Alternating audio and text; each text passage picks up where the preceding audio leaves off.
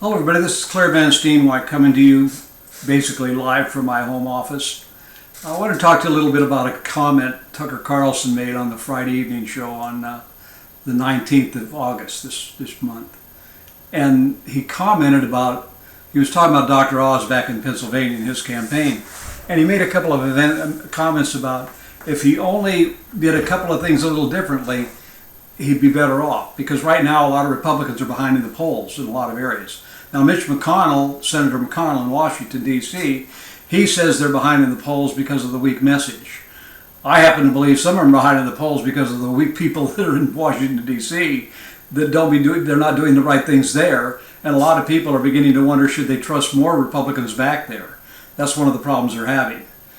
But the general message about a weak message, if you improve your message, you'll improve your votes, or at least your percentages. I'm not saying that isn't somewhat true, but not totally.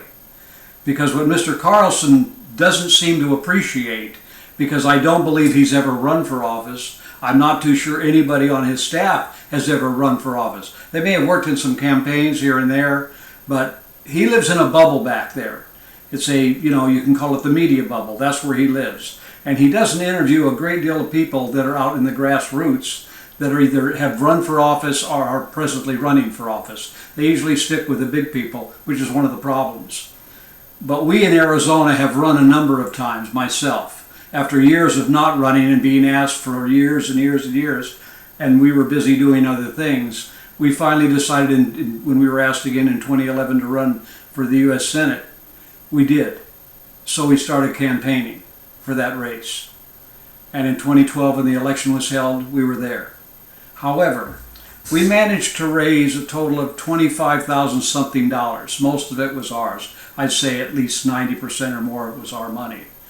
And to take you back to that time, gas was $3.50 a gallon. So if you're driving 56,000 miles at 16 miles to a gallon of gas, do the math. You can figure out over half of it went to gasoline. The rest of it went to literature we handed out here and there. And then you had all the political signs you put up all over the state. That pretty much did the budget, with a few meals here and there and a couple motel rooms. That was it. We had no money for media.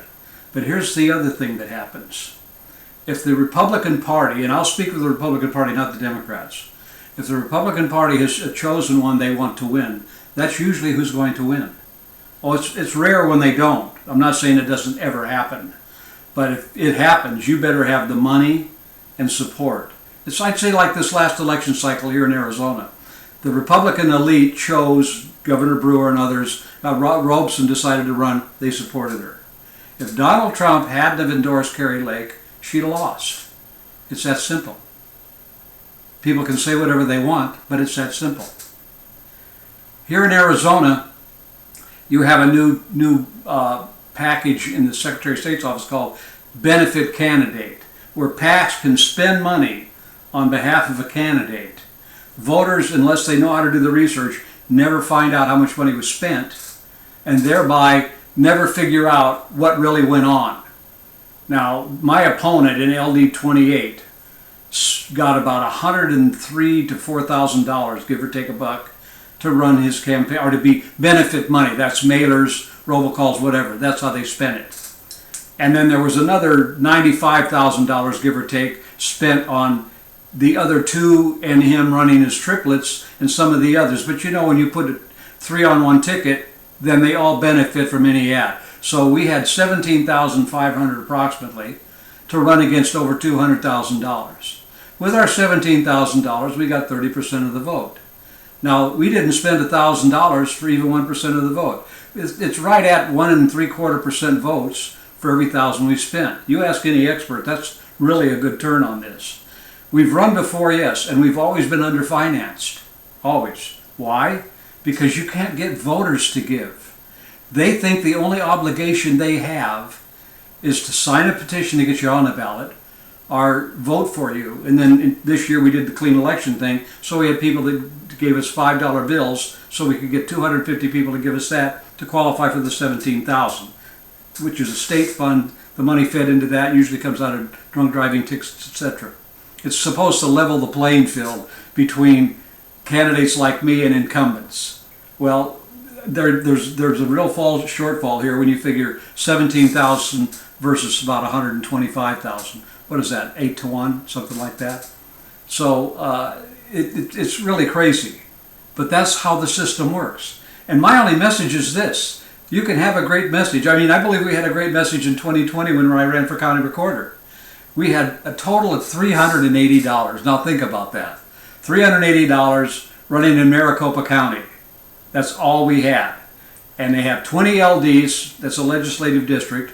It's 20 LDs to go speak in. However, 17 of them wouldn't let us in because they were already decided by the Republican Party who was supposed to win this. And GOP clubs where groups get together once a month and have meetings, coffee, donuts, and have candidates in to speak. We are allowed to speak in 2 of those out of all the ones in Maricopa County, and there are several of those. So the fix was already in Maricopa County, but we scared them. With our $380, we got 42.25% of the vote. And yes, that was because of the message. Because I used social media as much as I could. Some associates of mine did. We have quite a following in Arizona with other people, with other social media pages I have. They contacted people. That's how we built it up. But it still didn't beat the inside connections of the Republican Party getting who they wanted. That's how the game is really played. And all I'm saying this to you for is really simple. You need to wake up and become aware of what's really going on in politics in this country, in your state, in your county, in your city, in your school districts. They are taking away our freedoms. And this is how they're doing it, by your complacency. Going to meetings is great. I go to them.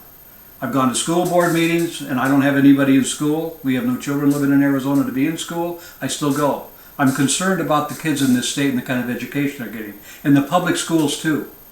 Because you can open all the charter schools you want. There are going to be kids left behind in the public schools. And they will still be the majority. And that majority will vote one day. So if you don't get to them and educate them properly and give them a future, they're going to vote the way these people are voting now. And we're going to end up in a total communist state. And it's not far down the road. So what I'm saying to you is this. All of you that can, contact Tucker Carlson and let him know how wrong he is. We had a message even in 2012 when we ran against over $20 million to 25,000.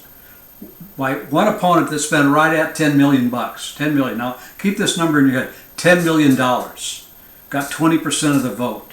Right?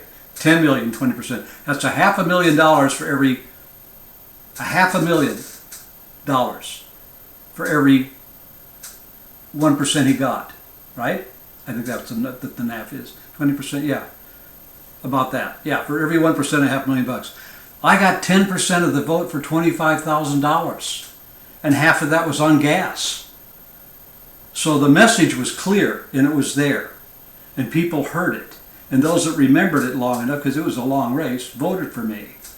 I often wonder what would have happened if I had about $2 million. Because if you can get 10% with 10 grand, what can you get with a little more?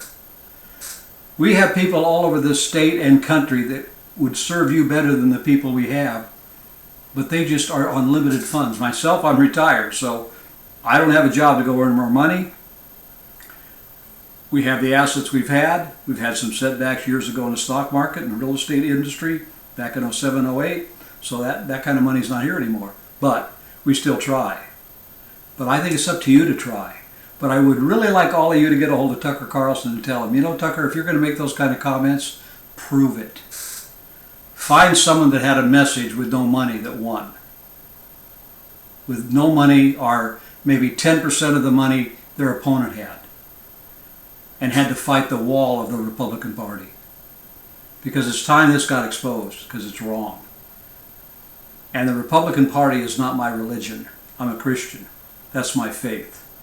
The religion, the party is just a party. That's all it is, with a platform I agree with.